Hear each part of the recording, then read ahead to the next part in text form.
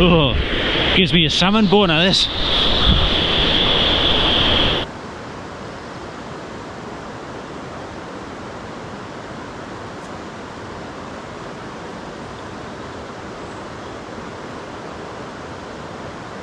There we are.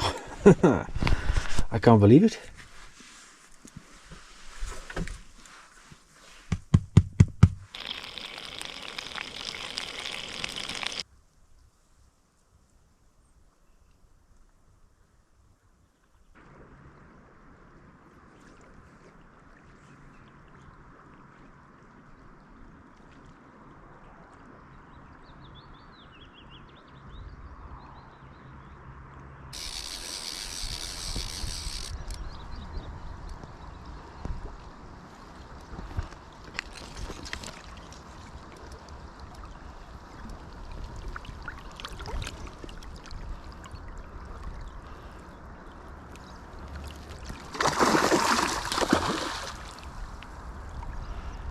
That's a cracking trout, look at that.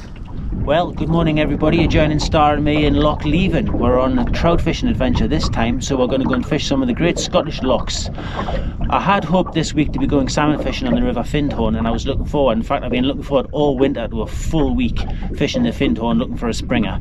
But as many of you UK anglers are aware, I'm sure, we've had absolutely no water, so no water equals no salmon. So instead, with my week off, I've decided to come up north and I'm going to fish still waters for trout. I've set myself up with a team of buzzers. I've got 3 on there, just different types, a weighted one at the bottom, and then an epoxy one in the middle, and then a lighter one on the top. I'm fishing in about 10 feet of water, and I just want to get some of these lovely Loch Leven brown trout out, hopefully.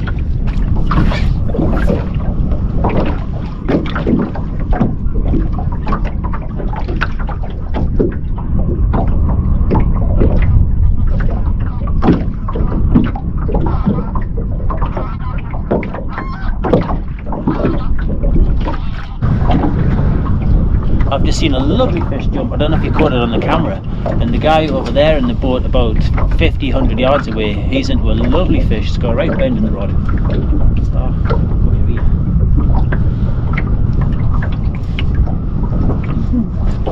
This is Star's first time in a boat. She's doing very well.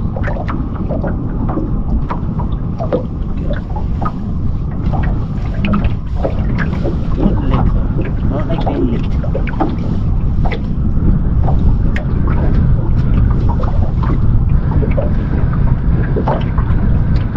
What a fish this guy must have on, because what a bend that his rod has got.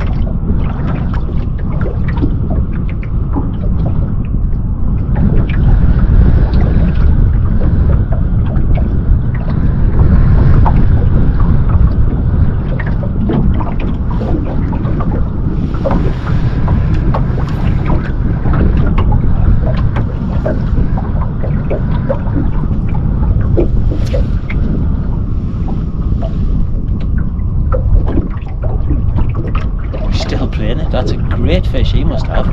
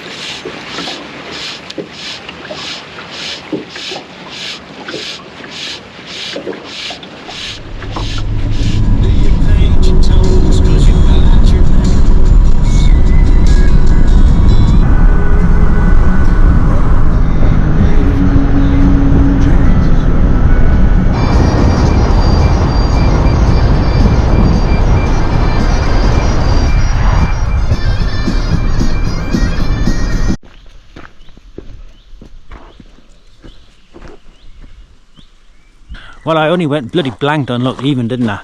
Now, in my defence, I wasn't the only boat that came home without a fish. It was a pretty tough day, to be honest, with the bright sunshine and, well, no more excuses. Anyway, here we are, loch number 2. So the great trout loch tour continues. And this is Loch Earn. You don't want this, you're better off with your own, mate.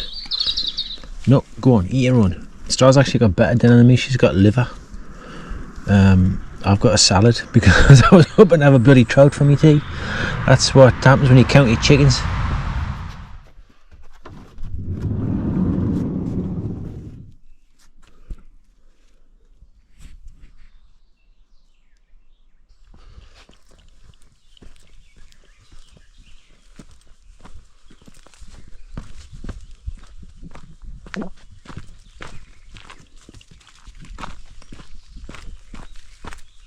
Well, good morning everybody. It's a beautiful day. It's probably far too nice for trout fishing, but we'll just see how it goes. I'm going to play it by ear today. I think the plan is to go and have a chat with the fishery staff and see what the chances are for the fishing and whether I'm better on the bank or in a boat. I'm going to take some local advice because I know that things don't get going here till June. I've fished here in the past and I know they don't get any surface action until June, until it warms up and there's plenty of insects. There are insects, and as I've seen a little fish over there. But we'll just play it by ear.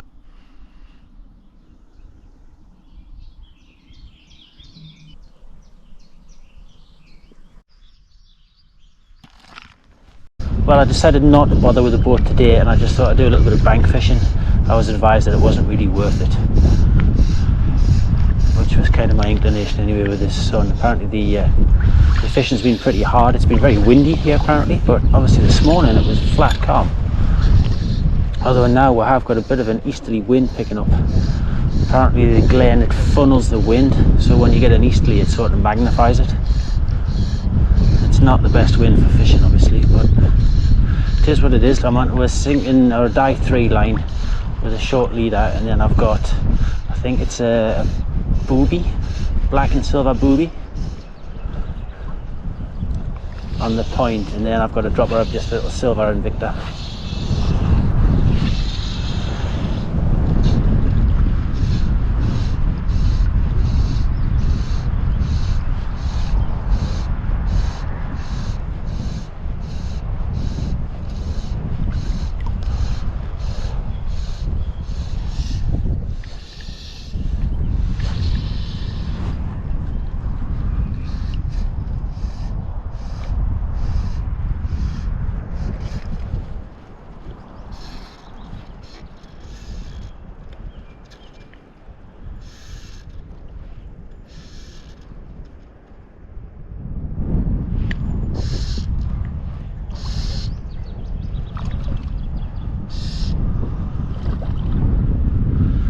Very much like I've got my dinner. Are you big enough for dinner? Oh, you're a lovely brown here.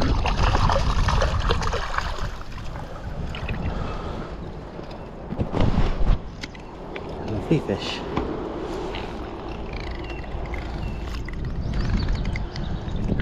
Tell you what, lucky, because if you were a rainbow, you wouldn't be going back. There's a lovely wild fish that we've had there, so I'm happy with that. But like I say, if it had been a rainbow, it would be going in the frying pan.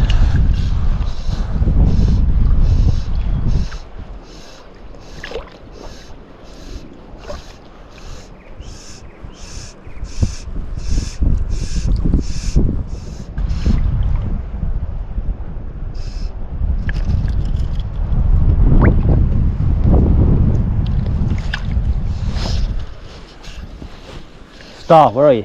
Star!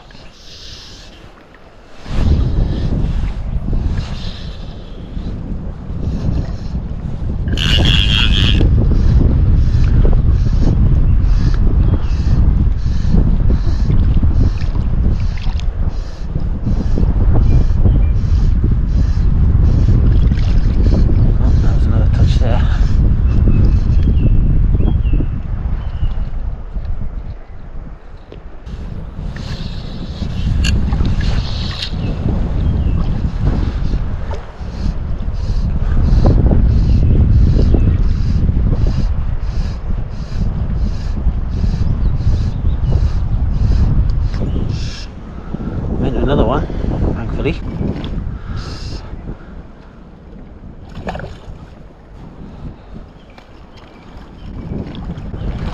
We've got a rainbow this time.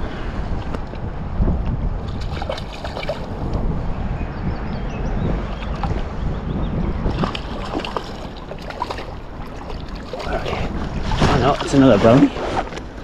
Another nice brown trout. I'll tell you what it is, mate. You might go in the pan. Right, let's hope I catch another one because I don't want to regret releasing 2 edible sized fish. There we go, buddy. Yeah, so I do really want to catch a fish to eat today. Partly because I didn't bring a lot of food with me on this trip. I just basically emptied the fridge and grabbed a few sort of ingredient-y type things that were left and that would have spoiled. And then I just hit the road thinking I would forage and survive on my wits. Oh, there's a lot of snotty weed here. Keeps getting a hold of my line.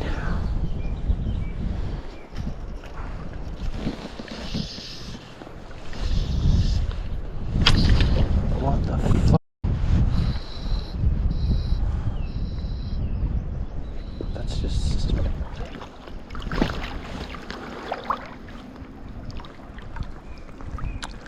brilliant. Oh, well, that's excellent. So my fly rod's just snapped on the back cast. Absolutely no indication that was going to happen. And here's the irony. My other 6 weight that I brought with me, I snapped yesterday because the thing fell when I was driving. Oh, well, that's just absolutely shite.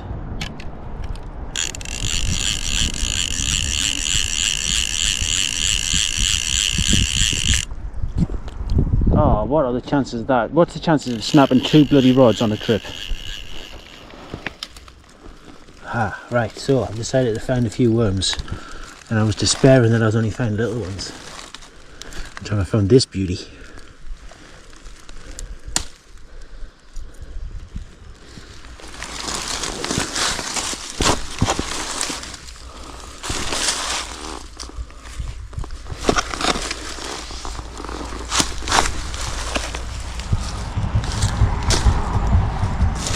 I've decided I'm going to put a bait rod out this afternoon and just sit and enjoy the sunshine because it doesn't seem like any other type of fishing's been very productive, and obviously I can't fly fish anymore. Is that another one?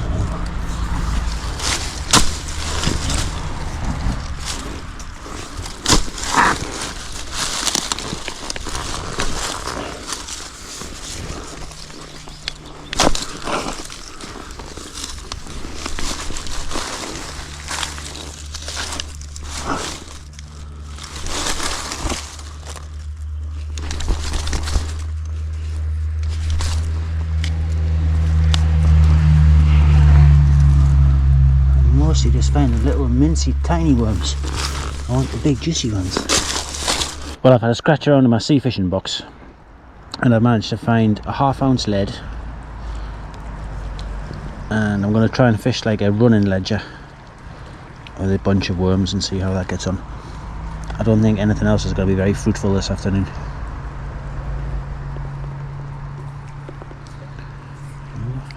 3, 4.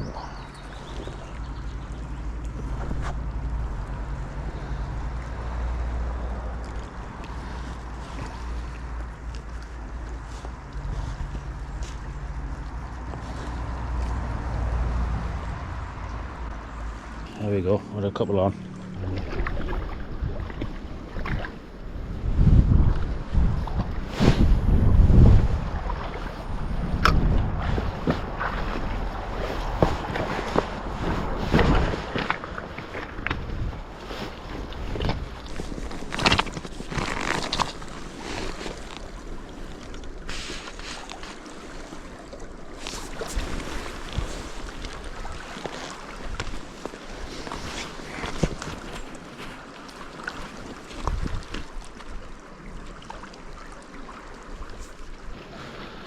Whew, now the only thing left to do is kick back.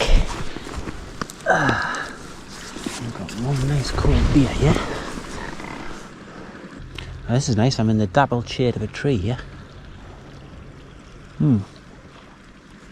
Cold beer, worm on the hook. It's a long time since I went worm fishing for trout. Can't believe my fly rod's exploded. I can't believe I've broken 2 fly rods on the same trip. It's unbelievable.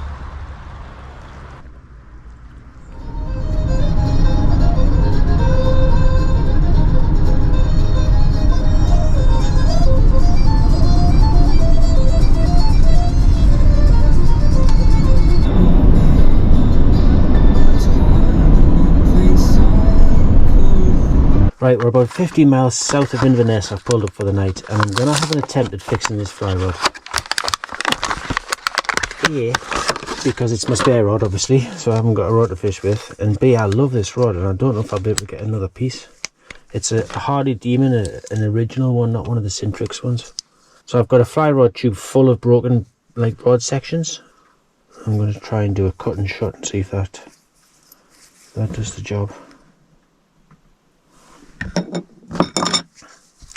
it just so happens that I've got this 2-part epoxy glue with me, so that's kind of ideal.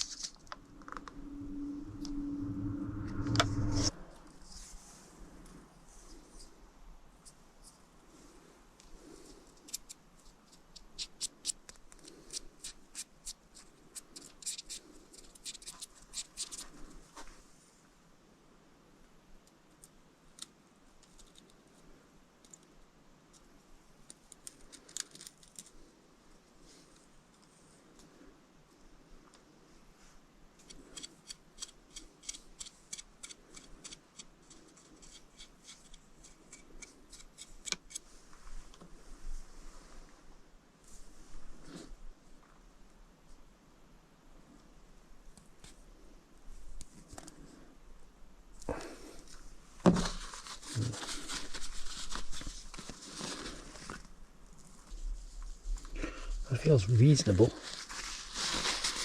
think what I'll do, I've got some tying thread with me because I did bring a little bit of a fly tying kit. So I think I'll just whip over the top and then put another layer of glue on in the morning.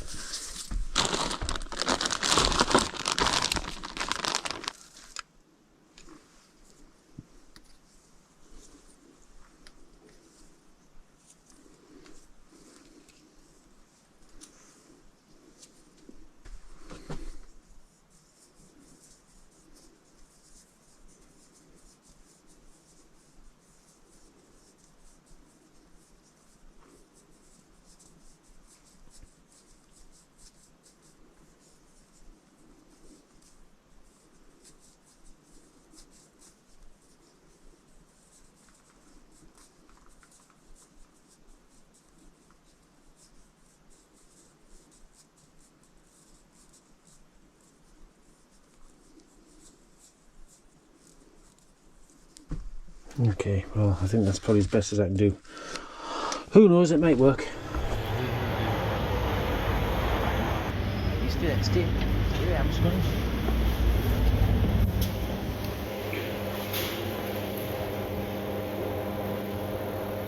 Hi there, man. Can I have half a kilo of pork applesauce to start with?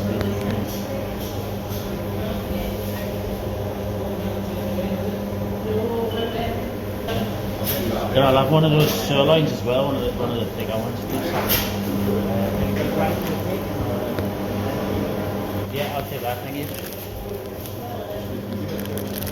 And I've got those. Now, if you have any heart, can order out. I want some from your dog. What about bones? Have you got any bones for dogs? Yeah. Can I have some bones, please? I don't know how they go. I'll have half a kilo of lamb liver as well.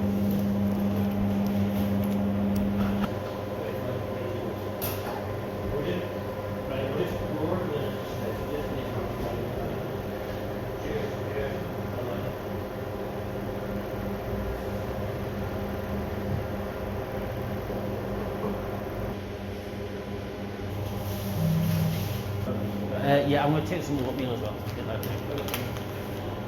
Thank you.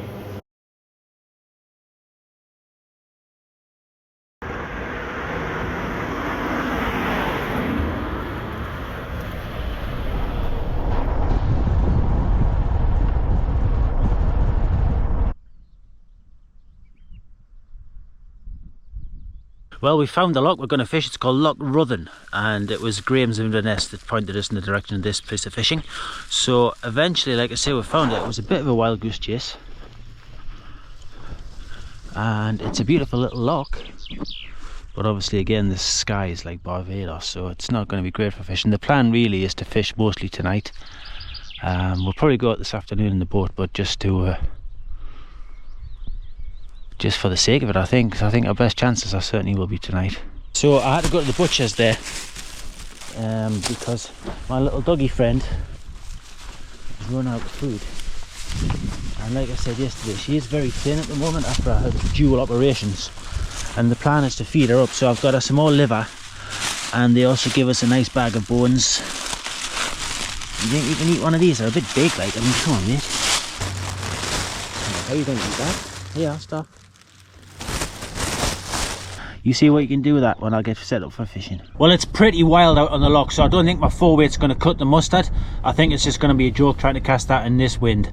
So I've set my 7-weight switch rod up with that 6-weight die 3 sinking line, and I've put a short leader with the silver and black booby thing that I caught on yesterday, and then there's like a wet fly Peter Ross type of dropper, and I'll try that to start with. Like I say, it's wicked out there. Hopefully this afternoon the wind will calm down and I might get a bit of lighter tackle fishing then. Hopefully we'll get some on the dries. But for now we're just going to suck it and see. We're going to go and give it a couple of hours just to get the lie of the loch, so to speak. It's going to be a wild experience, I think. So I've set my rods up in advance. Let's try it and see what happens. Well, here's my boat. It's bloody windy.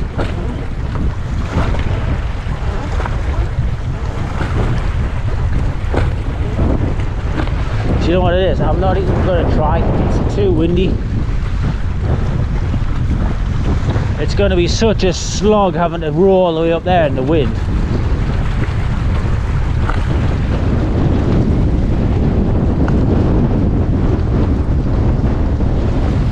Like, watch this. I'm behind the van now. It's lovely. I'm in the sun and it's sheltered. As soon as you step around the corner, it's just straight in the face. We're going to take it easy, Star, because there's no way we're going on that fool's errand. No. I noticed that the other boat that's out is on the shore. It's moored up, so they've obviously given up. Oh, right. Well, we might as well take it easy, dog. We've got pretty terrible conditions for our fishing trip, but so be it. We're definitely in it more for the experience than the fish.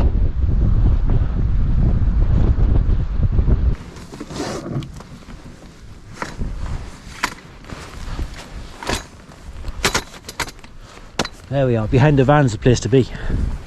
Ah.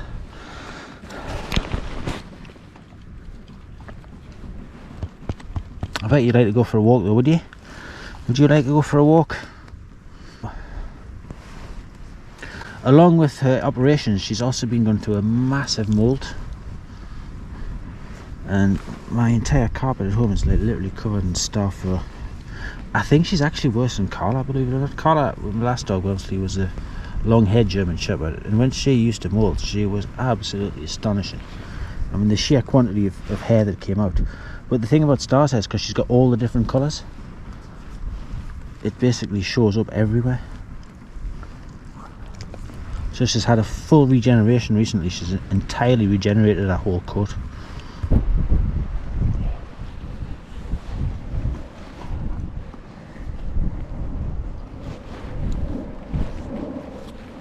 Use a soft one, shall we?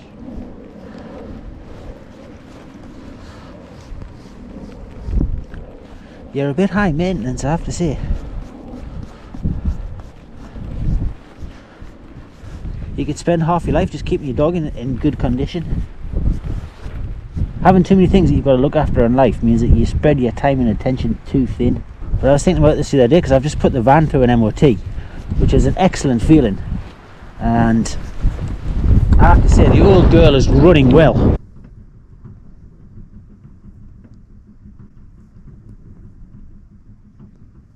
Right, we've decided to set sail. We're going to go into the eye of the storm here. Right, you go down the bottom.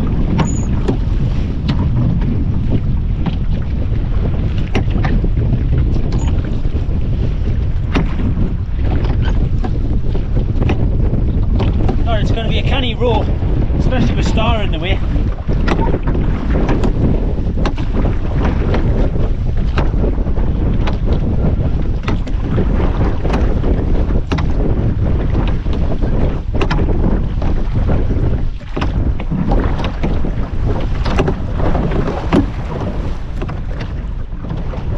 Well, it's been about half an hour and I'm about halfway.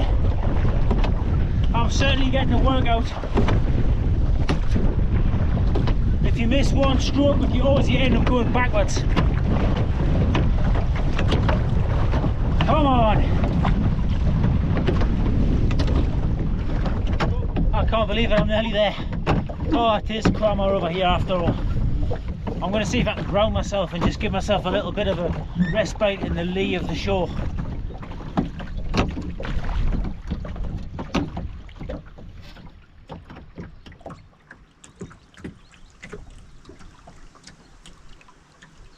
Oh, jeez.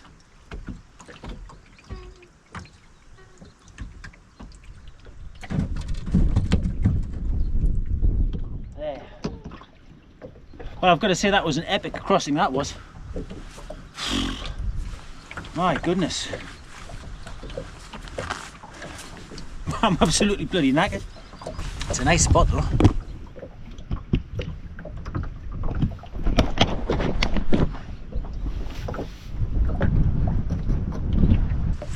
So about 20 feet off the shore, it does really drop away. I'm just going to throw my lure along the edge of it.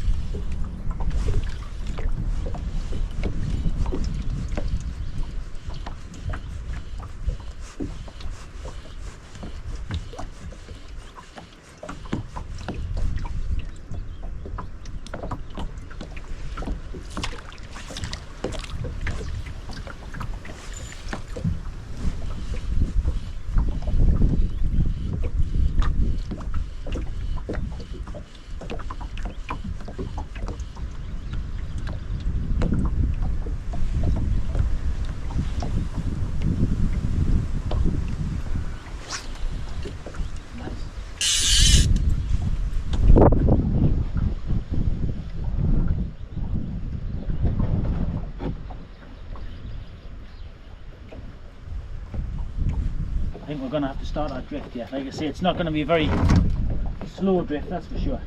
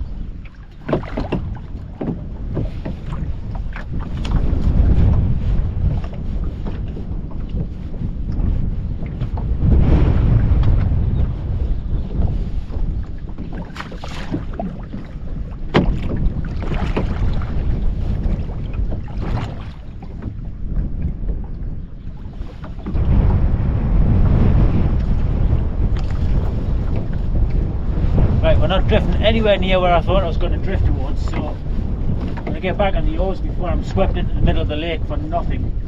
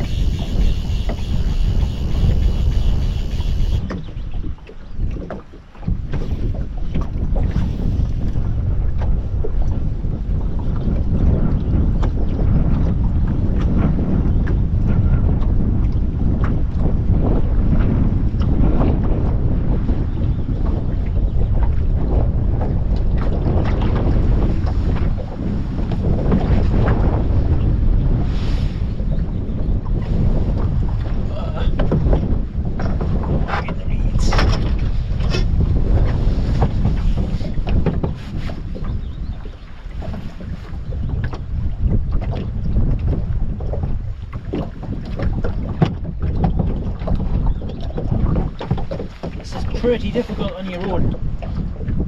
Starting to get on the oars.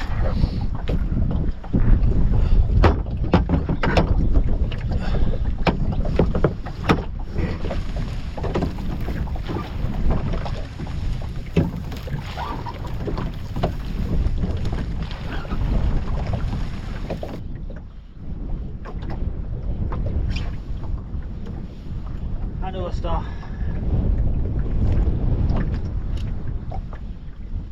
It wasn't supposed to be like this.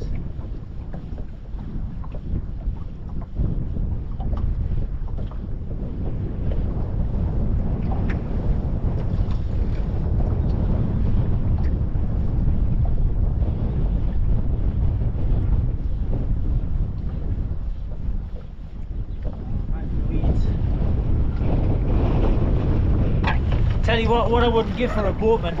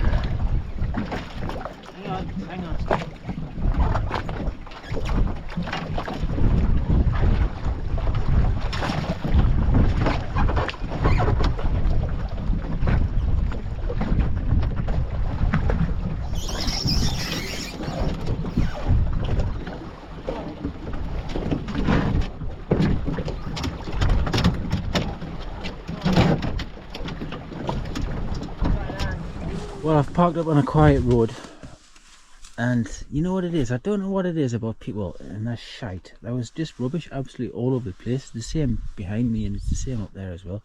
I picked up a bag full, and in the rubbish, somebody just chucked a bottle of, like an empty bottle of Prosecco and a glass. So they must have been just driving along, drinking like Prosecco from a glass, and then just tossed it out the window. Who does that? Dirty buggers. Anyway, since I've got a glass, I'm going to wash it and keep it. Waste not, want not. Well, already I found a use for my glass. So my can of beer here, it's the last cold beer. And it was from right down at the bottom of the cool box. And there's been some sort of incident in the cool box where there's been some sort of nasty meat juice was spilled, so I've had to give it a good clean out. But the can has still got this sort of faint odour. So when I went to take a swig from the can, cheers, and it was just like, it was distinctly meaty, so I didn't like that at all. Anyway, here's my new glass.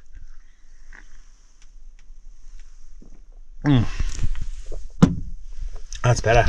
Come on, inside. Sausages are ready. Now I wanted to go to a proper butcher. I've decided I don't want to keep going to supermarkets. I'm going to try where I can, just literally decentralise as much as possible, and I'm only going to start frequenting shops where I can pay them with cash. Now they had a very sophisticated till system, which was quite impressive. It's obviously a busy shop at the weekend. I imagine they get a lot of customers, so they had a good system going on where you took what you need, you got a ticket for it, and you went up and you paid up at the till. My bakery could do this system like that. It would be very useful on a Saturday when it's really busy. Now I've decided to eat a lot of sauerkraut at the minute because recently I had an ear infection and I took a double shot of antibiotics to get rid of it. First time I've ever had an ear infection in my life, and it was absolutely lethal. I never ever want to have another one. It was ridiculous.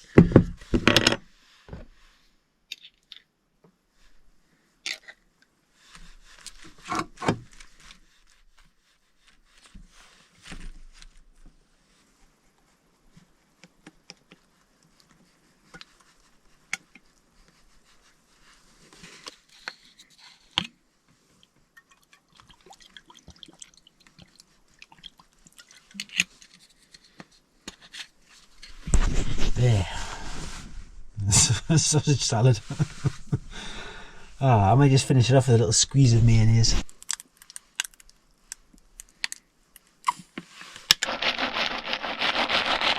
You want some? Look at all that, vegetables concentrated in one. Now, once upon a time in a completely different life, I used to live in Spain, and I got to know what drinking a gazpacho was like in the summer, and it was absolutely delicious. And that's an absolutely fine version of gazpacho. That's what it tastes like when you get it in a Spanish supermarket.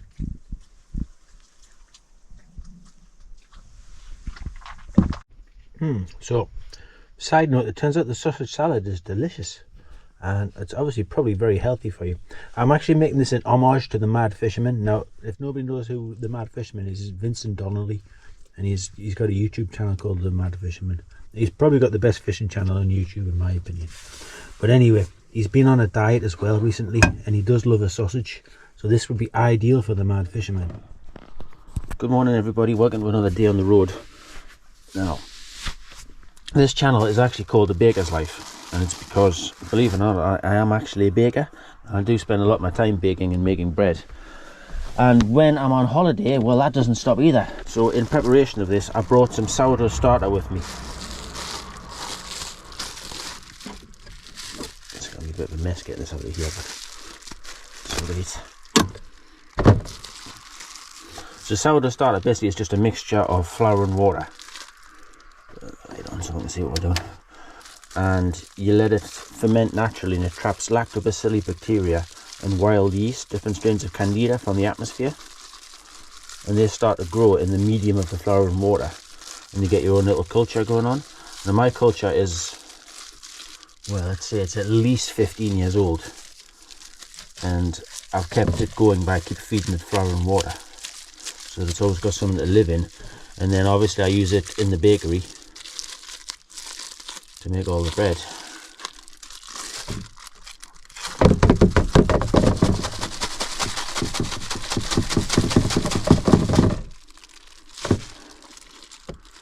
I'll do. So before we can use this, we need to turn it from sourdough starter into ripe sourdough starter, i.e. we need to feed it with flour and water so that the little beasties inside the culture get all excited and they're ready to make bread. So there's just some plain bread flour in there.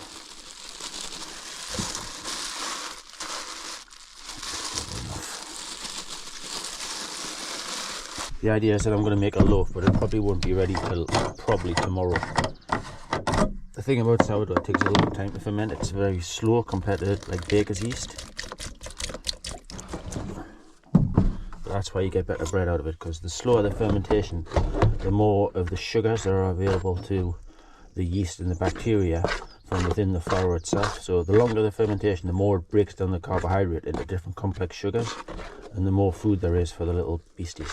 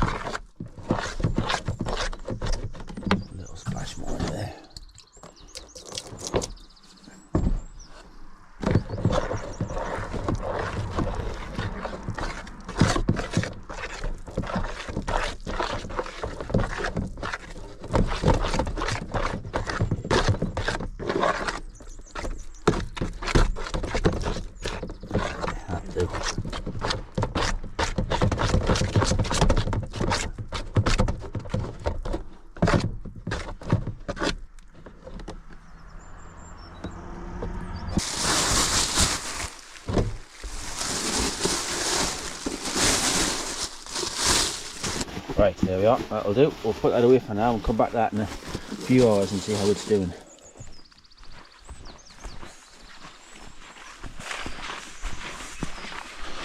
Oh, it's another beautiful day here in Scotland. The weather's always like this. The sky's always blue, it never rains. And it's always warm.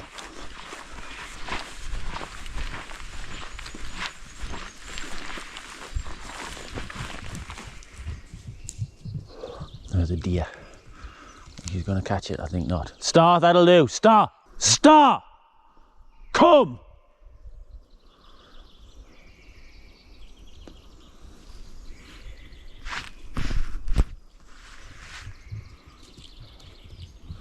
Give over, you little Raji. You're a little Raji. You wouldn't know what to do with a deer if you got a hold of it. That'll do. Give over. Give over with the hunting. You can't catch a deer.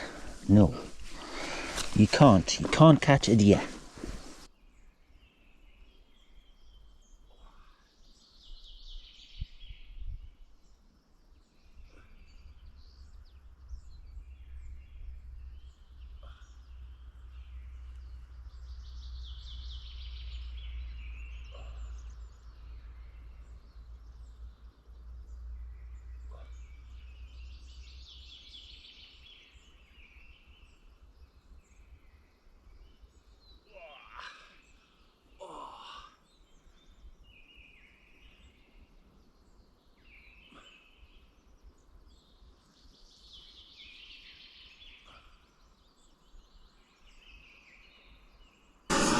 Right, it's time for some breakfast, and since we're in Scotland and we're having the full Scottish experience, I'm going to have some porridge.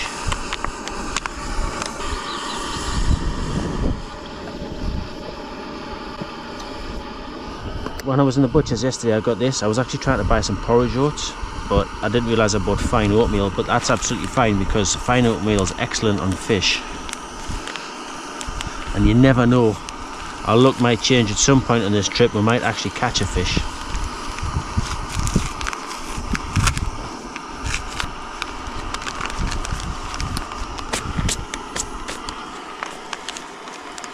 Well, that didn't go very well. But we'll use that as a pouring hole.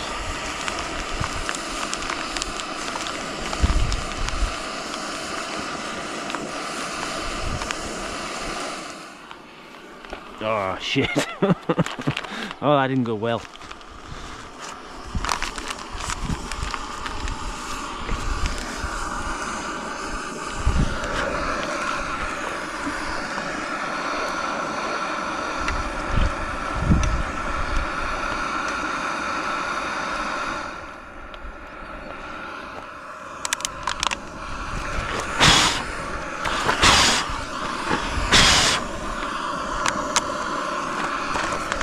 Right, we've regained control of the situation and we'll try that again.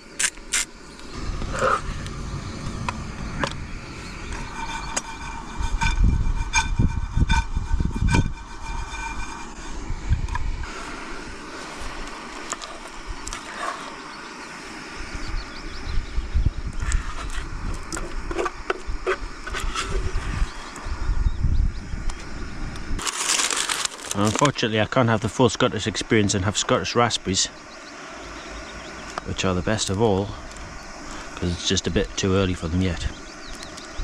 So we're going to have to slum it and have Moroccan raspberries on our Scottish porridge.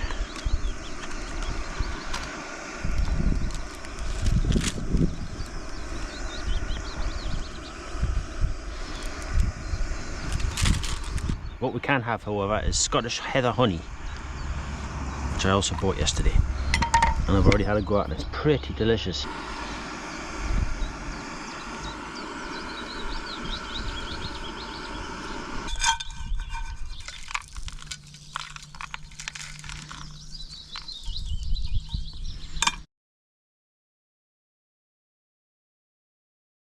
Well, it's not exactly the weather for fishing, but there are some consolations to be had, and this breakfast is absolutely delicious.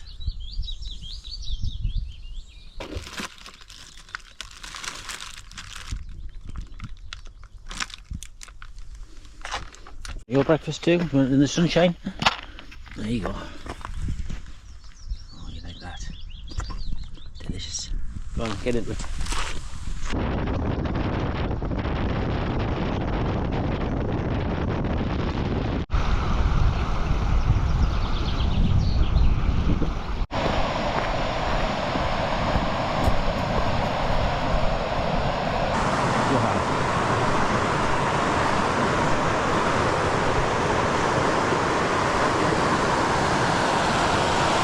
So I was driving along the road and I couldn't help but notice the River Shin, and as the road sort of wove along tantalisingly just above it, you could get the odd glimpse, and it looked absolutely wonderful. That's a lovely pool, that. Oh look, there's the name of the pool over there. What's it called?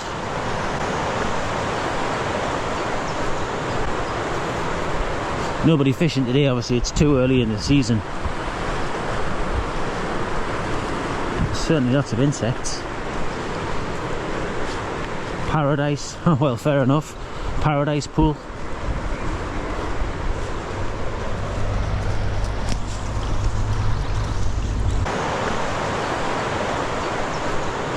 I bet there's been many a grills caught behind that stone up there. Look at the very neck of the pool.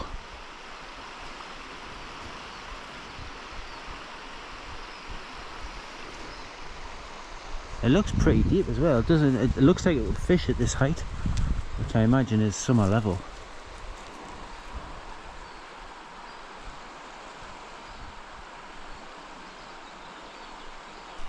What an absolutely beautiful river.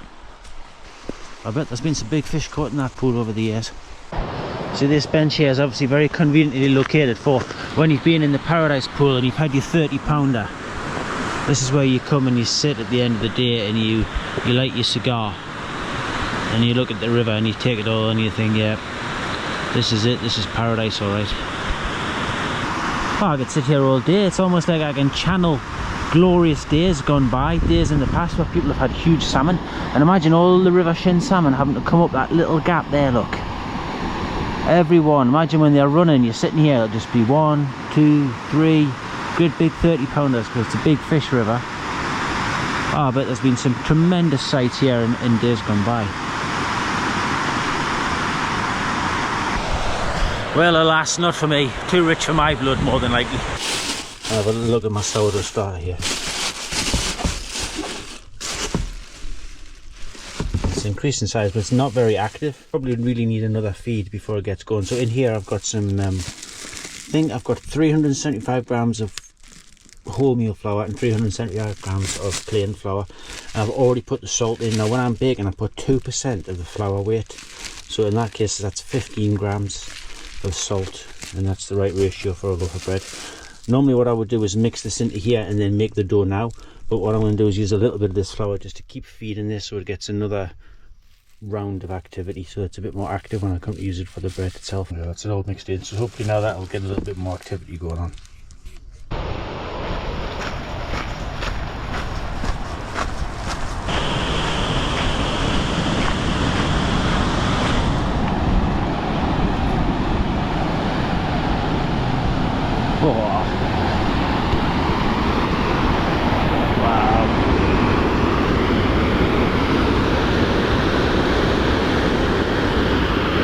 Yeah, come on.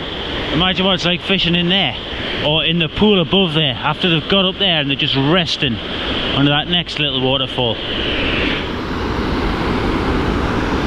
No wonder the Shin salmon have got to be big to get up there. That is one powerful leap that it must take to get up.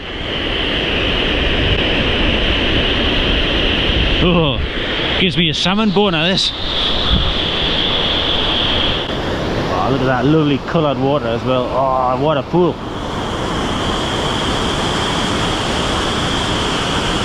And look at the next one down as well. Oh, I tell you what it is, that would be the one to fish in.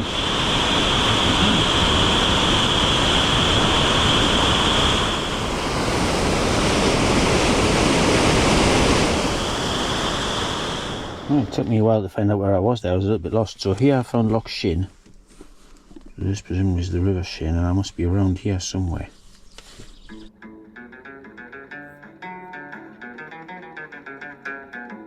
Maggie, Nellie and Marianne, Lizzie, Willie and Phil McCann. There was a soldier, a Scottish soldier, who wandered far away and soldiered far away. The trees are sweet and they bloom.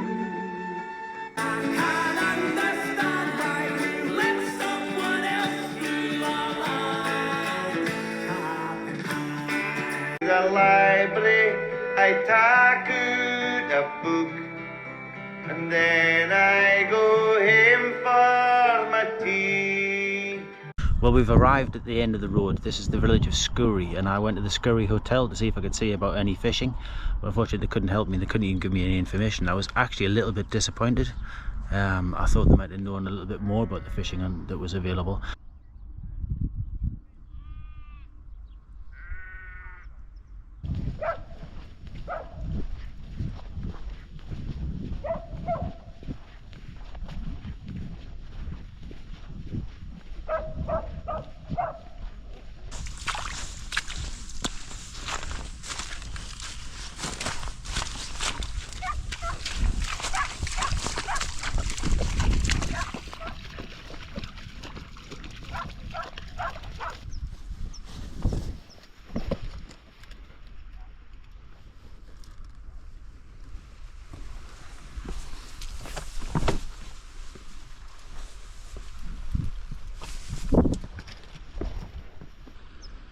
This is very deep water here, and there's some lovely forests of kelp.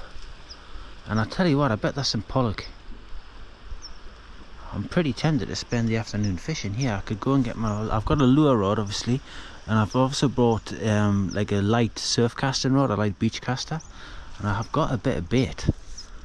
And I wonder if it's just worth putting the bait out and then maybe having a wee spin, see if we can get a pollock.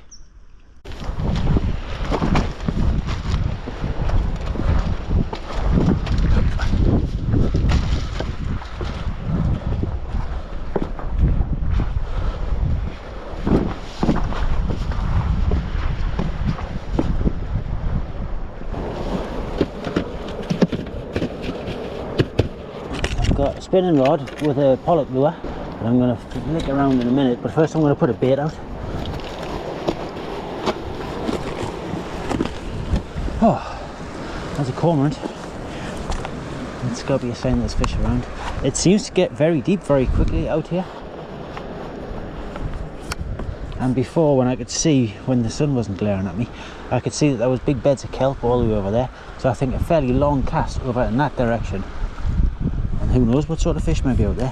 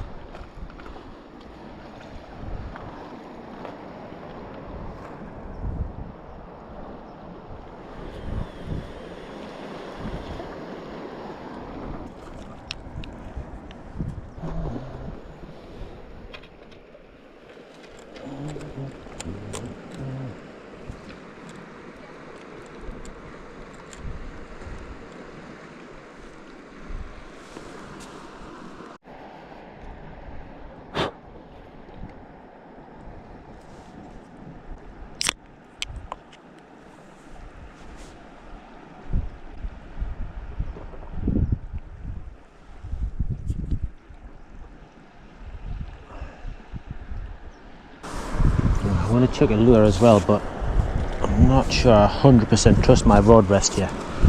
So I think we might just see if we can clip that onto the reel perhaps.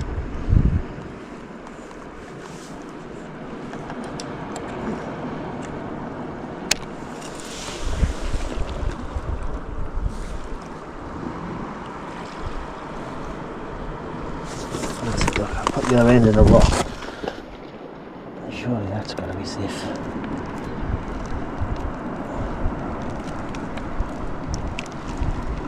There we are, perfect.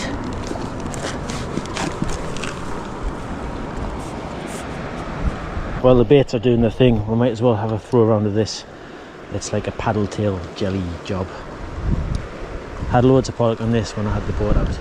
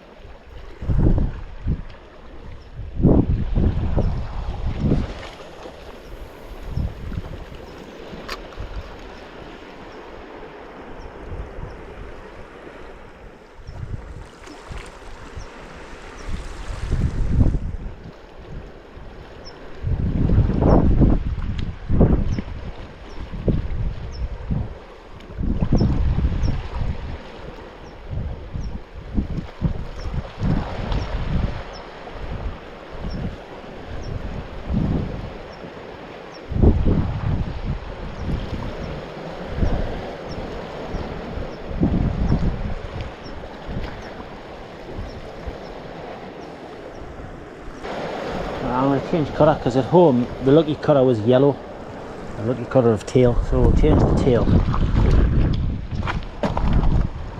and try again. If nothing happens, I'm not going to waste too much time.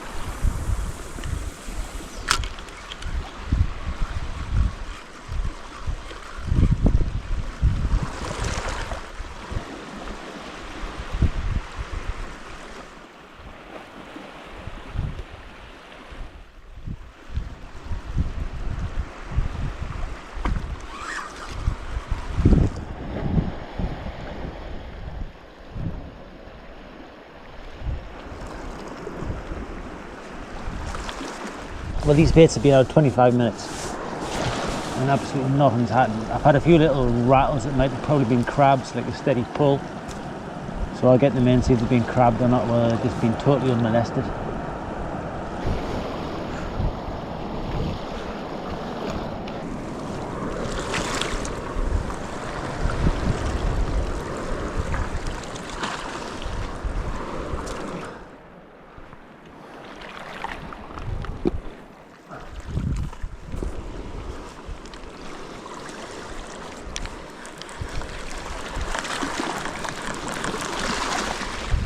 Right, as you can see, my sourdough's looking well active. It's got a lot of bubbles in there, that's a good sign.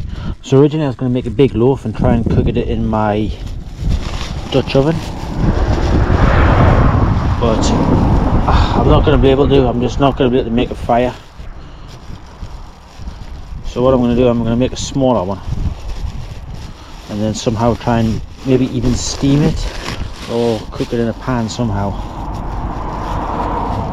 But because I'm putting less flour in, that changes the salt proportions, so I'm going to have to put a bit of salt in as well.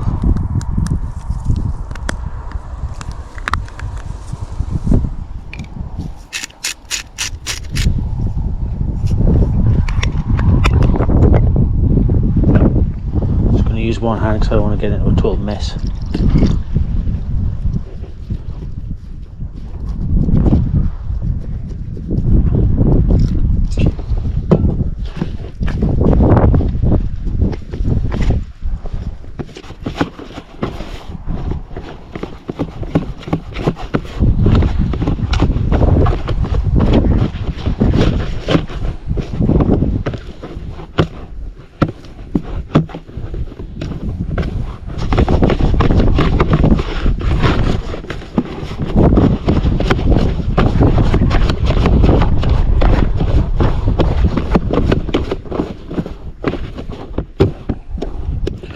Right, that'll do. So I'll let that rise and then I'll shape it and then let it rise again. I don't know how many hours it's been, maybe it's 3 since I last touched it.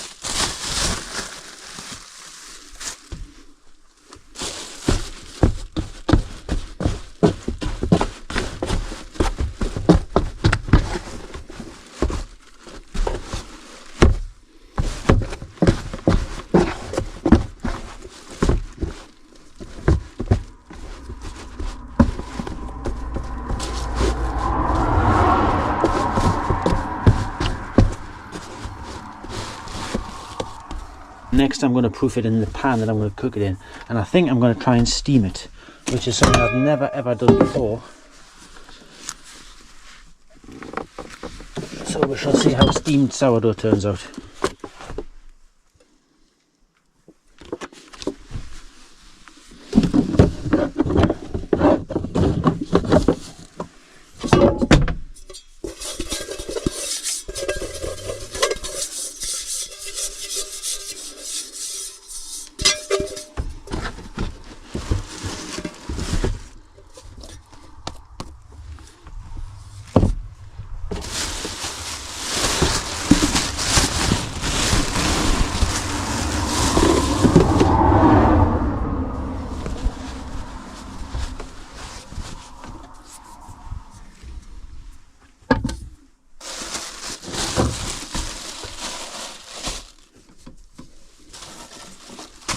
Cover that over and give it another hour or 2, depending how long it takes to reach the top of the tin. Get this loaf of bread cooked somehow or other. It's probably going to take about at least 40 minutes to cook, I would think. I've never steamed bread before.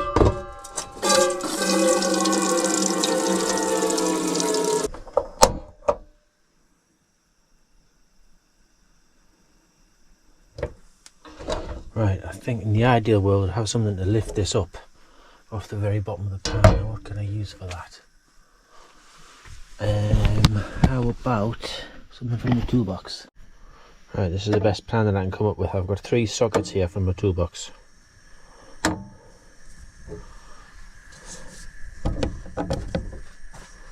That might work.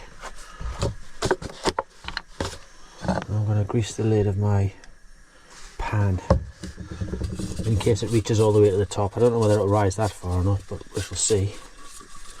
Whatever we do, we don't want it to stick to the top of the pan. That would be a disaster. So we'll put that on there, and then hopefully I've got the big lid for that big pot. Do I have that or not?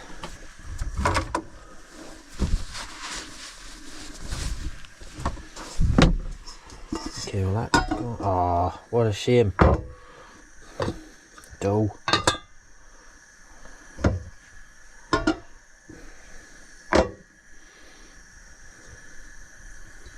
Oh, that's a problem.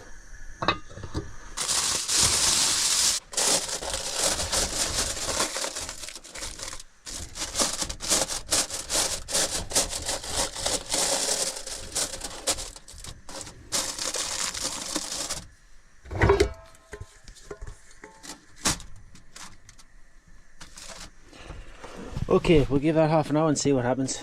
Timer says it's been 32 minutes exactly. Let's have a look, see if anything's happening. Let's turn that off for a minute.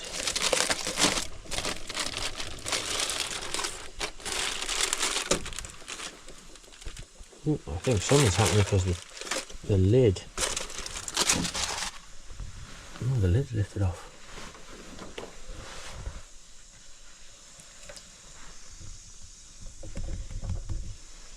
It seems to be working. It's risen loads. Give it a bit more time, I think. Oh well, that's a surprise. I don't think I'm going to get a very crisp crust, but you can't win them all. Right, I'm not sure you've been long enough now.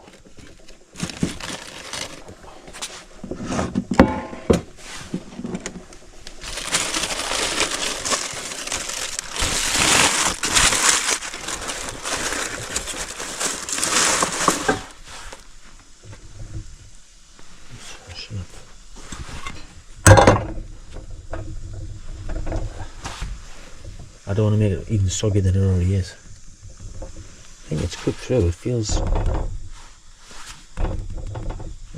like it. I guess it's probably. Yeah, you should probably take it out when it's hot.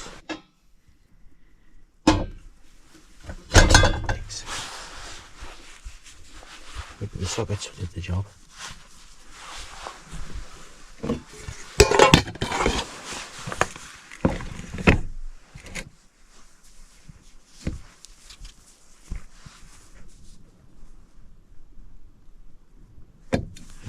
That'll be a miracle if I come up there first time.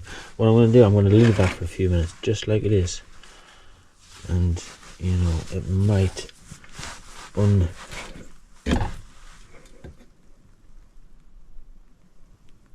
Yeah, I'm not going to force it. I'm going to give it a few minutes to just steam away inside there, and it might just disattach itself with a bit of luck.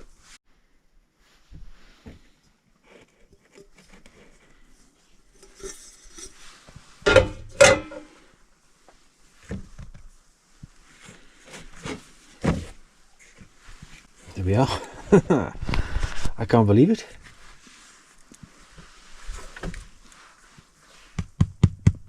It's totally cooked through. A steamed sourdough loaf.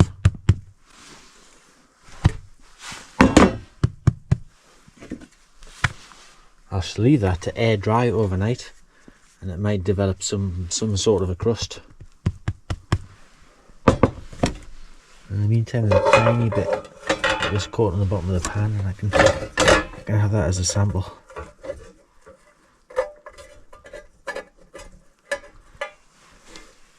This is an excellent development. Now I can make bread on the road.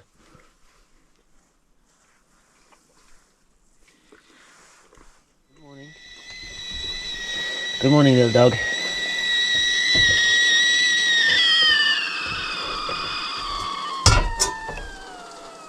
Look at this magnificent looking creation. It's been out all night. Oh.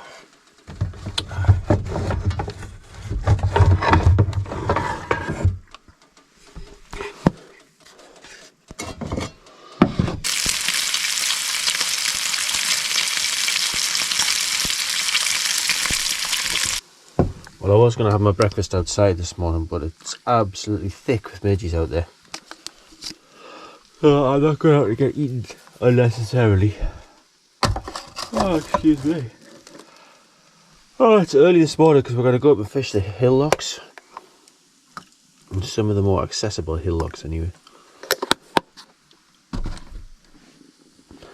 Ah, cheers. Top of the morning.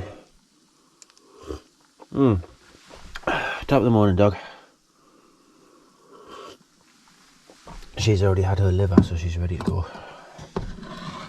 Now let's see about this wonderful loaf here. I say wonderful. I'm hoping it's going to be wonderful.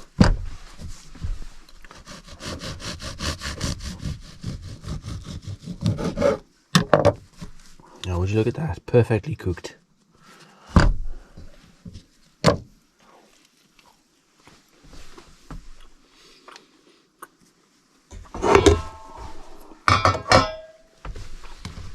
I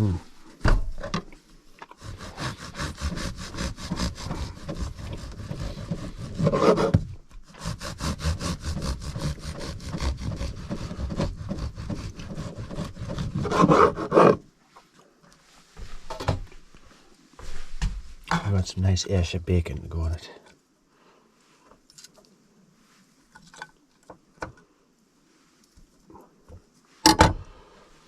All of that bit there.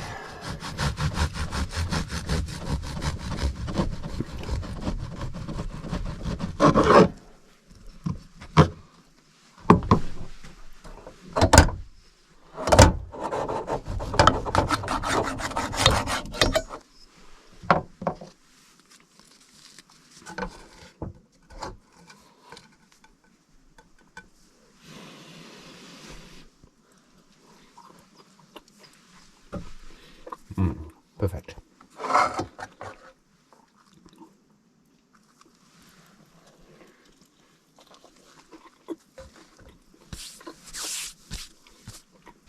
Ah, that's delicious. It's quite strange. The texture is a bit like normal bread, non-sourdough bread, but the taste is still very sourdough.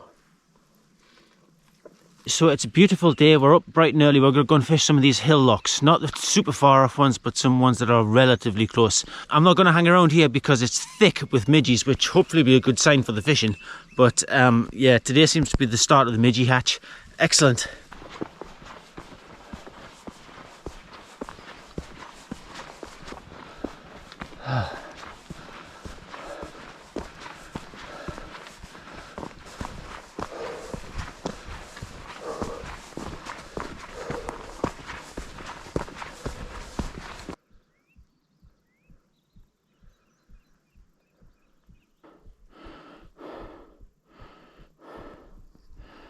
Right, I've got my bearings just in case. No, I'm not going to go too far off the beaten path. Whew, that hill's killed me. I'm a bit more burdened than I would like to be. I've got a rucksack and my sling pack. I've already broken a sweat. Oh, Jesus. Looks nice. Oh, let's start hunting. Come on, you little savage. What you got? Nothing. Leave the poor rodents alone.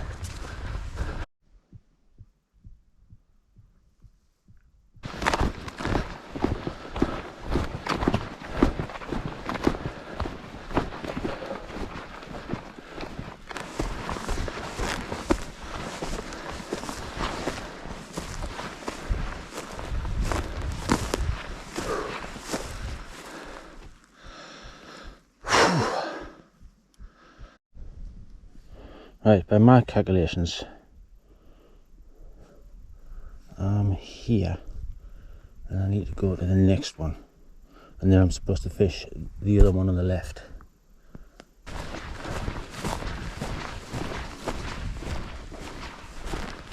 Oh, I do see the boat. That's right, you did say they kept it on there. Right, okay, I found my loch. I think this one's called Mika.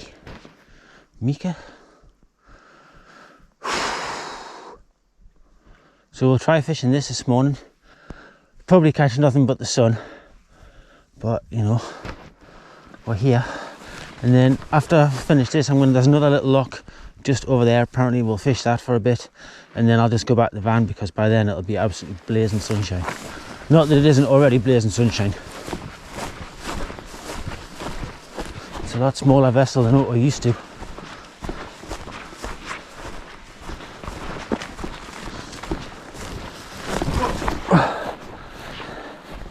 Oh, it's full of water.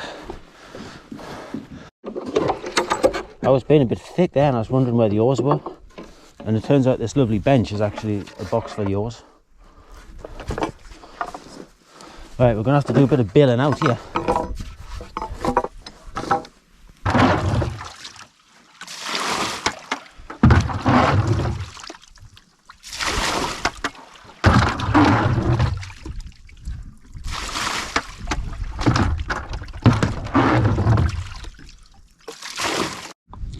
Right, so I've decided to put a big dry fly on because I'm seeing lots of grey moths. I've got this grey duster type of fly. At least I think that's what it is. When I tie flies, they all come out looking the same, so it doesn't really matter what I'm trying to tie. The only difference seems to be whether they're like nymphs or dry flies. All the nymphs look the same and all the dry flies look the same. I've got 10 feet of tapered leader, and then I've got about 3 feet, maybe 4 feet of, is this 4-pound fluorocarbon. I've got a dropper on. I'm guessing there's loads of midges around, so this sort of hatching midge type of a merger buzzer might do the job. And like I say, I've got the big bushy grey thing on the point. I'll give that a bit of a greasing, and then I don't know, we'll just set sail and just chuck it around the margins. Who knows? The big dry might bring up a fish. I haven't seen anything move.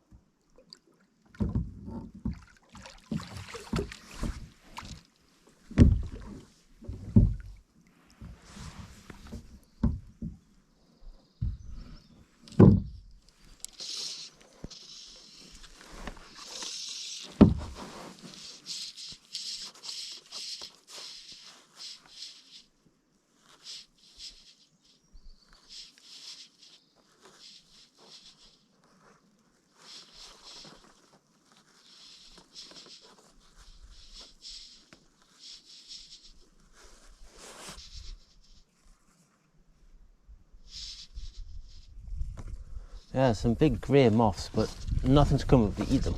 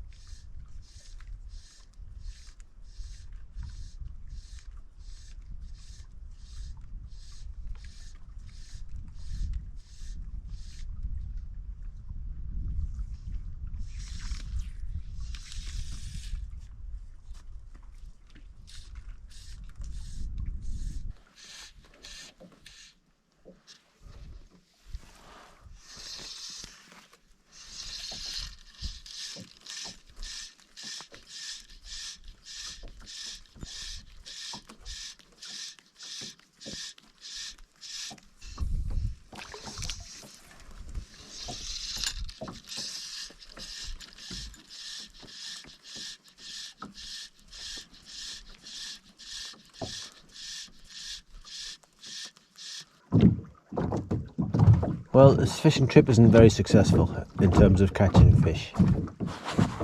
But it's successful in other ways because I am having a very relaxing time. Although, I'm not sure if I can get a fish out of this log. Like, the guy, so Ian, the secretary of the Angling Club, said he doesn't do well here, put it that way. That's how he described it. And obviously conditions are about as bad as they could be, in all fairness. And it's very early in the year, so we'll have to take some consolation from the fact that there's very, very, very many factors that are against me today.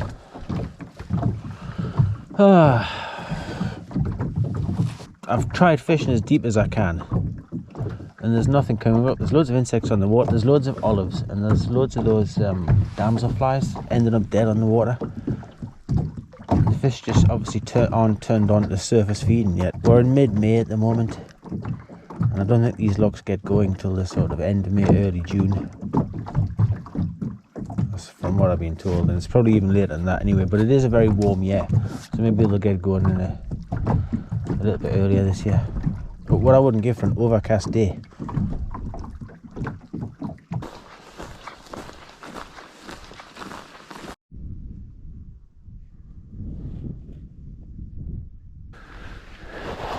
That looks a nice one. What do you get down there? Oh, it's hot as hell down here.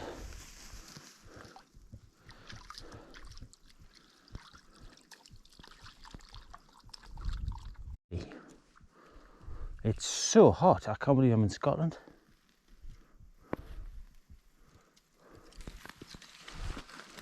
I think I'm just going to have to wet wade this. I do have spare boots with me. Rise right in front of me.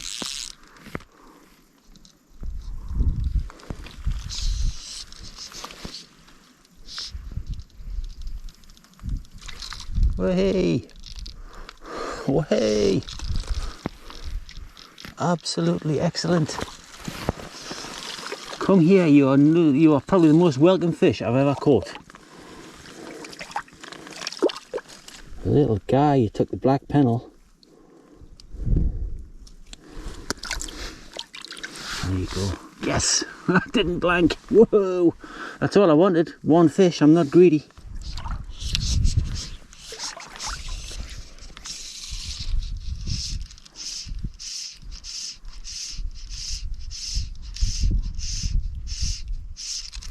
Yeah.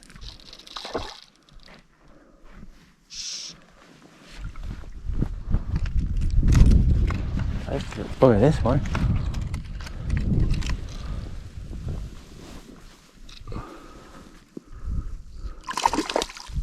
I'm so happy to catch fish. I don't care for time. He's on the drop of this little fella. What we got, Star? Oh, he's away. Oh, he's released himself through the net. That's how small it was.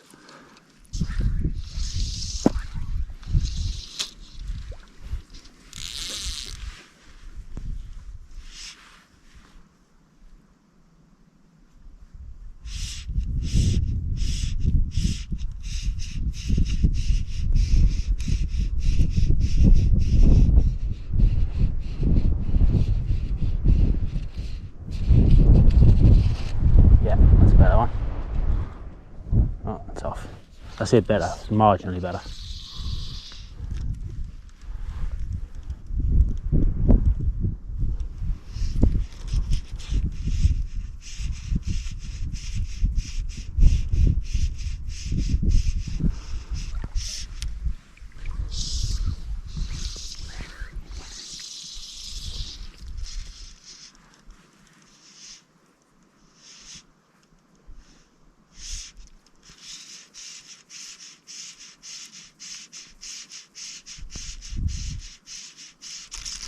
Yes, that's a better one.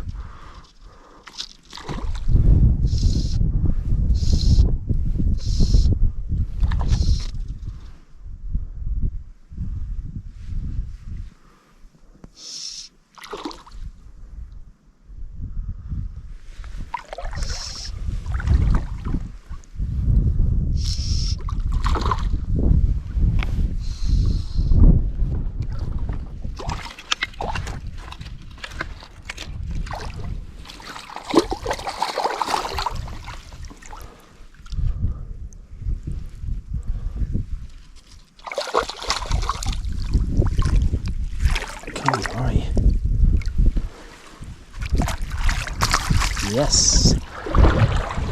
Terrible net job. That's by far the best fish. I took that booby, that black and silver booby. It's barbless, so it's just slipped out nicely.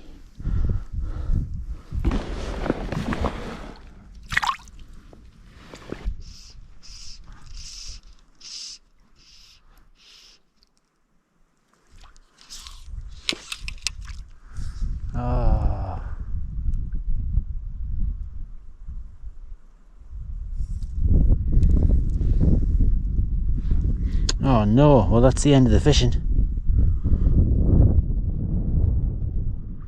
But it looks like we're going back to the van now, which is probably no bad thing because it is quite the hike back.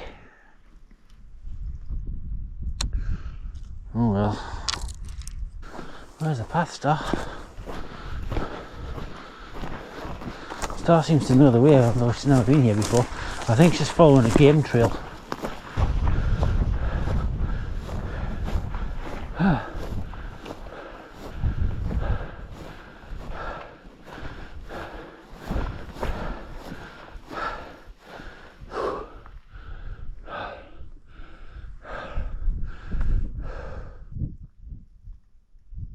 You just fallen in a little stream.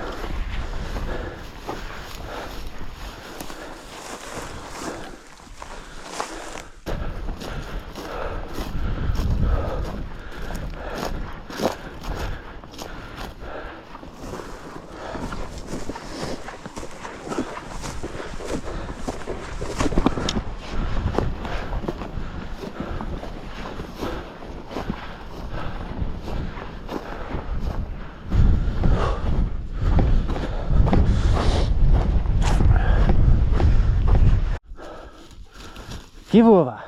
Look at the size of that deer over there. She thought she was going to tackle that. Oh, Well, I found my way back to the trail.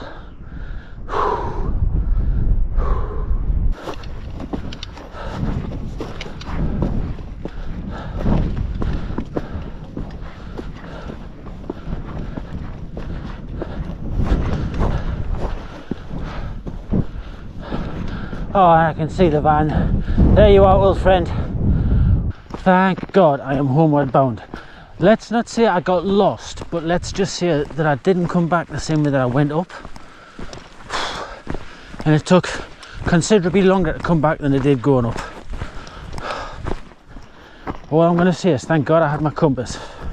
All of that exercise and heavy breathing must have cleared up my nose, because I can smell the ghost bushes. They smell really strongly of coconut.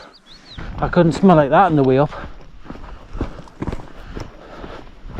Oh, there's the van. What a welcome sight.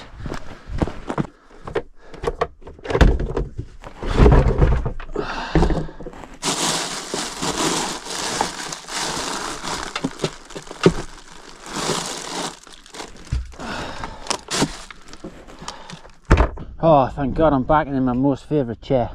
You know, when you get the slight onset of panic, you're like, shit, I'm a bit lost here. Anyway, like I say, I'm glad I had my compass. Otherwise I would have been knackered. I'm supposed to be doing that again tomorrow, but you know what it is? I think that's enough for me. I think I've had my fill of this hill loch fishing.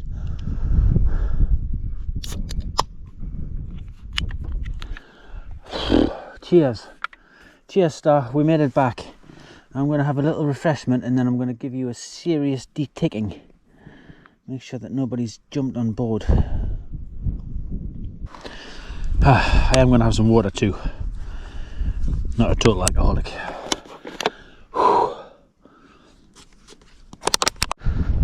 Come on, we're going to give you a good inspection for ticks. Oh, and then we're going to get moving. I am starting to get really cold after sitting down for just a couple of minutes to have that beer.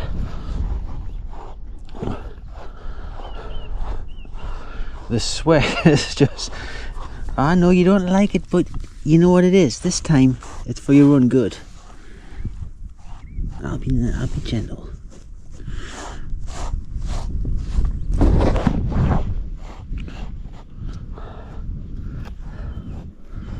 Just make sure none of those little bastards are on board hitching a free ride. On a serious note, I am a lot more wary about Lyme disease now that I know that it's actually a flipping CIA bioweapon. And if you don't believe me, go and look that up. It's now on record that it was released from a lab and it was designed to be as infectious as possible, and that's why when people get Lyme disease they find it really hard to get rid of. I'm sorry, do you want to get Lyme disease? Oh, I tell you what, that bread with honey on is amazing. And it is extremely welcome. This is what I should have took with me. I should have took some honey sandwiches for when I was in the hills. At one point I was wishing I had a bit of Kendal mint cake.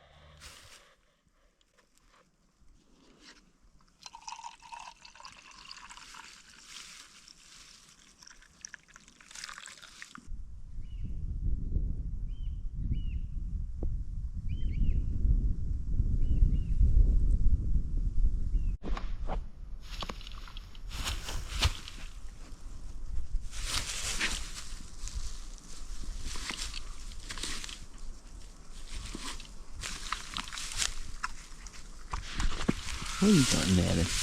What are you hunting? Some poor innocent little creature, no doubt.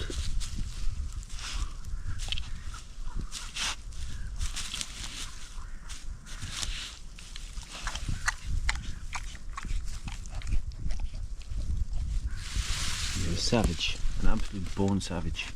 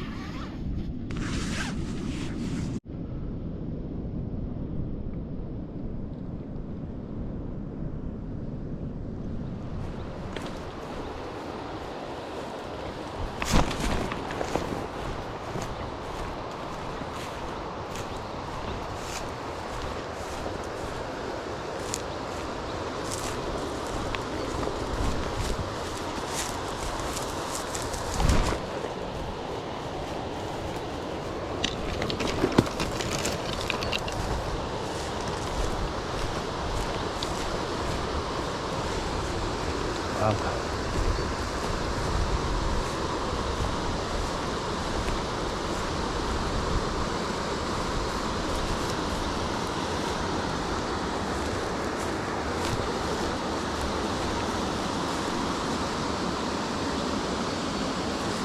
Go on, down you go.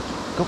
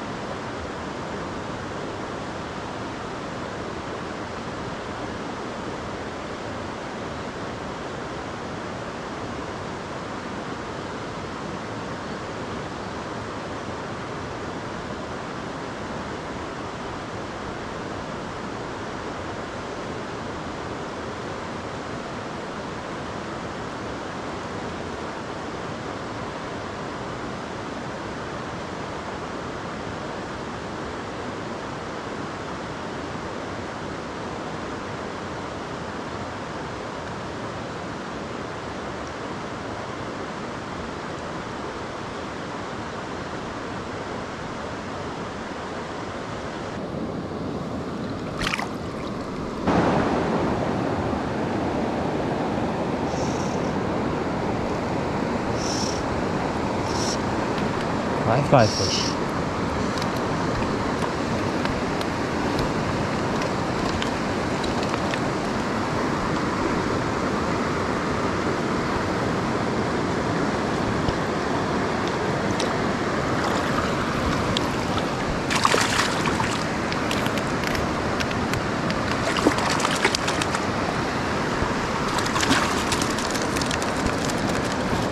Beautiful little trout, that one. And you're on the dry fly, very nice. So I'm fishing duo here on the River Tummel.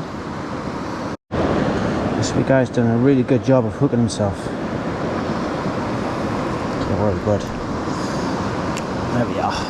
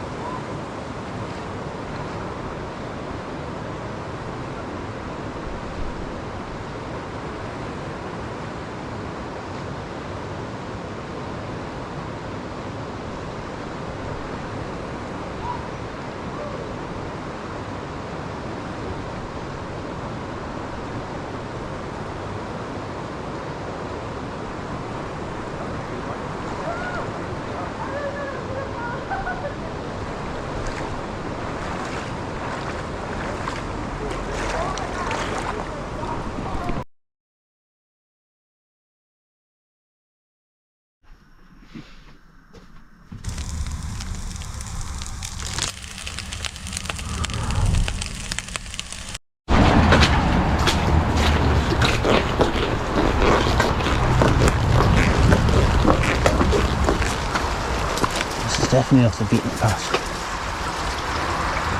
I'm going to get under there, are we?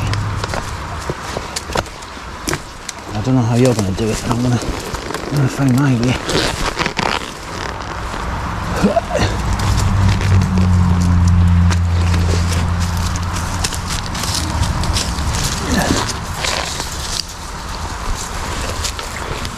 Yeah, come here, stop.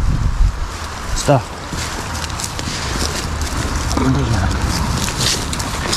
Good girl. Good girl. Come on, we're gonna go through the woods. So this obviously doesn't get fished very much, or I've just totally missed the path, which is highly probable. There's probably a perfect path just up there. Let's let you have a look.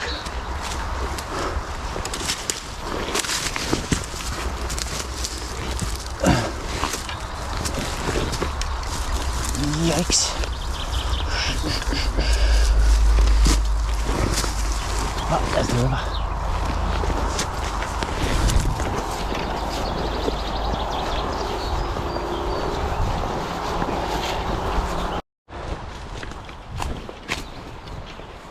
This tree's been beavered to death, look.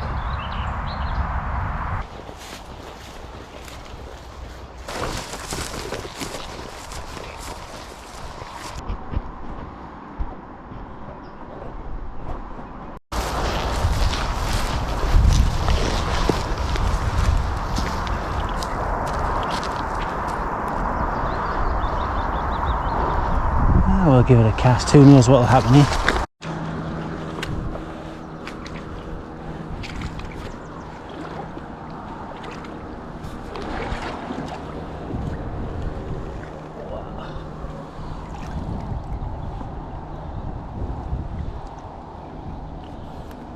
Diseased fish, what a shame, what a beautiful fish.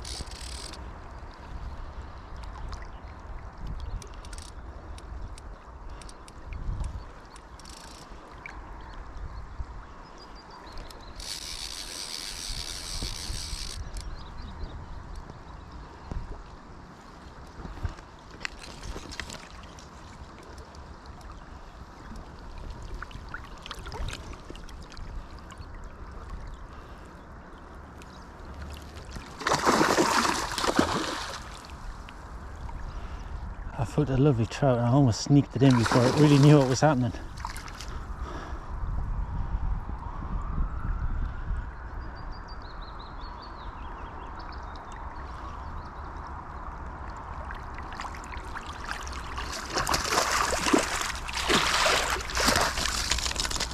Oh yes! That's a cracking trout, look at that.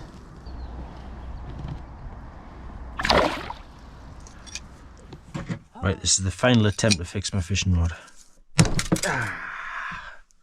Nice.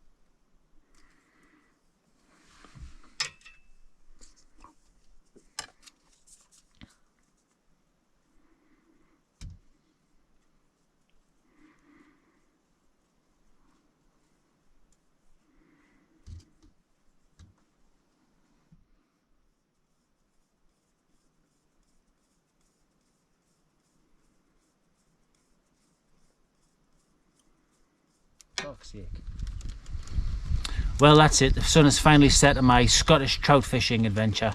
It's been a week and it feels like a long time. I've been all over the place, north, south, east and west, and not had that many fish really, but you know, I'm not the best fisherman, and in all honesty, conditions were against me. It's been like Barbados all week. So at least I've got a bit of vitamin D in my skin, and if not so many trout in the freezer. I thought I would wrap things up. In the final day of my trip, I had booked the boat on the Lake of Menteith near Stirling, and I've been out today. Star came with me, and we had a hard day. Let's put it that way. I went out there, and within 10 minutes I was into a fish. So I was fishing like a washing line method, using a big bushy dry fly on the point to suspend a couple of buzzers just under the surface. Well, a lovely fish of about 4 or 5 pounds took the dry fly, and it gave me a right run around, and I thought, oh, I'm going to have a cracking day here. Didn't turn out to be the case at all. So gradually over the course of my morning, I noticed that my rod was starting to go a little bit to the left, and then the next time I cast it was starting to go up a little bit to the right, and then it was going a little bit down, and then ultimately I realised that it was a knacker job. So I had to put that away. At least it landed me a fish. And then this afternoon, because I was restricted to just using my 4-weight, I just kept really close into the margin next to some trees, and I just did a few drifts, and I was fishing. Well, I fished pretty much every single fly in my box, I must admit, and tried every method. And like I say, I can't crack the code for trout. I do not understand those fish at all, and I just couldn't get anything going. With about an hour to go before it was time to call it a day, I thought, you know what, I tried some hawthorn flies before I left, so I stuck one of those on behind an indicator fly. So, because I couldn't see the hawthorn on its own, and lo and behold, I managed to put it right on the nose of a great big fish, and I hooked it and ultimately landed it. Now, it was pretty feckin' awesome because it kept going round and round the boat. Now, I was playing this on my 4-weight, and I only had 4-pound tippet on, so you know, I was being very gentle. And obviously I was quite keen to land a fish since it's been such a tough day. Not for other people, mind, I must admit. So I watched other people catching fish after fish after fish all around me, which only added to my frustration. But that seems to be the way. That seems to be my trout fishing experience. So be it. At least I enjoy it, I think. There was a terrible incident at the end of the day. I will show you my fish.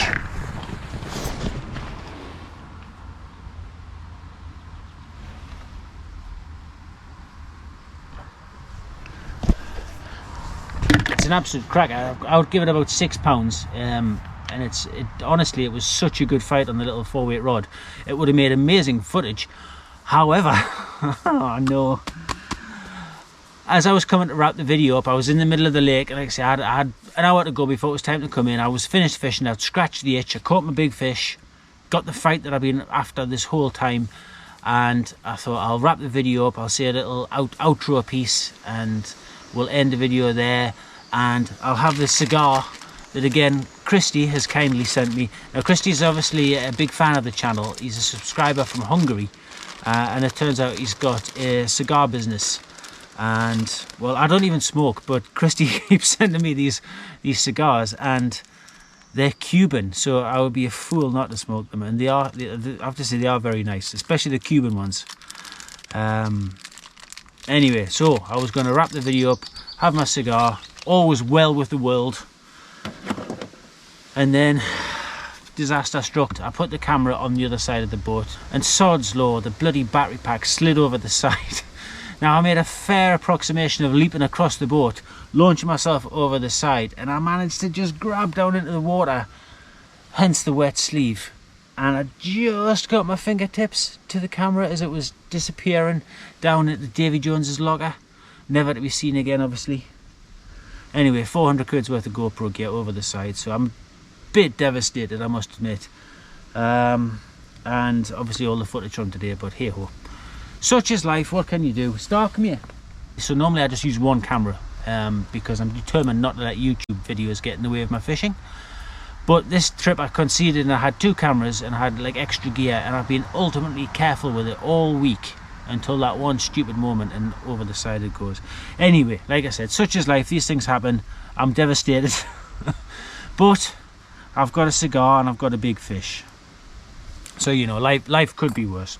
Even on that note of disappointment, I've still had a great week, and I hope you've enjoyed coming along with Star and I on our adventure.